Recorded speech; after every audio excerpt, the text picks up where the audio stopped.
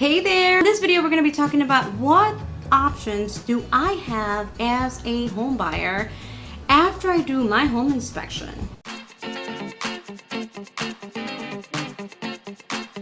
This is your Chica Sonia, where I teach you how to buy, sell, and invest in houses for your Chicago lifestyle. Y hablo español. Century 21 broker, and I've been doing this for 13 years. I love what I do.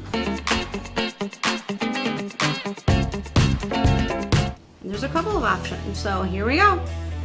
The first option is basically just taking the home as is, right? So like the home inspector comes up with these list of items. There's an issue with the roof, there's seepage in the basement, there's GFI outlets that you need. Like there's a bunch of stuff on the report that you get from the home inspector. Well, you can take it as is and be on with your day and be on with the transaction. Secondly, you can also dispute that fact to the seller. And basically what happens is that your attorney will come up with a repair letter. And you can ask for several repairs and say like the roof, needs to be replaced. So you can ask for the roof, you can ask for the GFI outlets to be replaced, or it could be as small as that, or you could be as small as like, hey, I need the outlet cover replaced. So you can ask for those repairs. So you can bring up a list of items from that home inspection, which is, let me tell you, it's a big long report, about 30 pages long. Typically, if you have a great home inspector. From that 30-page report, you're gonna come up with several items. You're gonna send those several items to your attorney and say, you know what, I want this repaired. Well, the seller's attorney is going to review that with their seller and say, okay, well, we're gonna be available to do these repairs, but not these repairs, etc. These pieces are negotiable.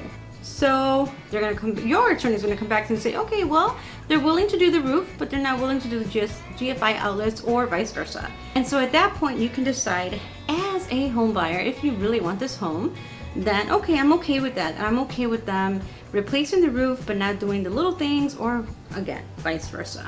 So that's really the second option in terms of repair. So if for whatever reason you might not be satisfied with that, then you can also ask for a credit, which is money back to you.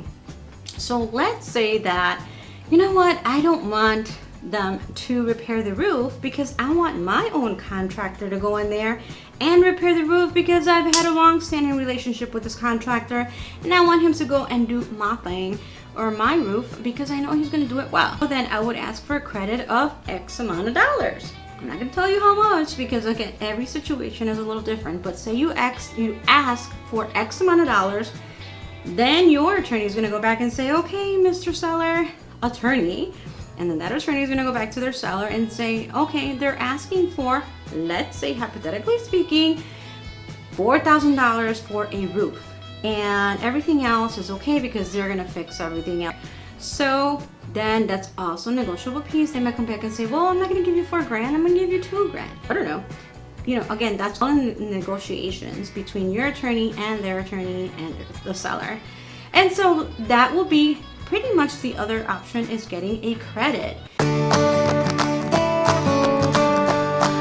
By the way, even though a home is typically in the remarks, whatever website you're reading that might say sold as is, sometimes you can also get a credit. I've been successful with that. As far as the attorney I use, he's been successful in getting some sort of a credit, even though the home says, hey, sold as is, I'm not going to repair anything.